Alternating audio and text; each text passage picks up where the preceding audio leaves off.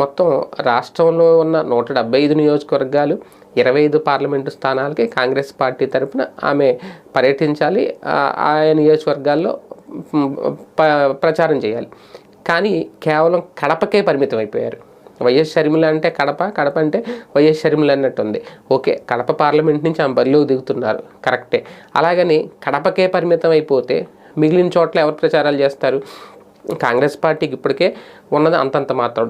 అలాగని అన్ని చోట్ల అభ్యర్థులు ఉన్నారా, అన్ని చోట్ల ప్రకటించారా అంటే, కాకపోతే ఆమె కడప మీద కాన్సన్ట్రేషన్ చేయడానికి, పీసీసీ చీఫ్గా రావడానికి, కాంగ్రెస్ పార్టీలో చేరడానికి, మొత్తం అంతా ఓన్లీ జగన్మోహన్ రెడ్డి గారిని టార్గెట్ చేయడానికి అన్నట్టుగా ఉంది.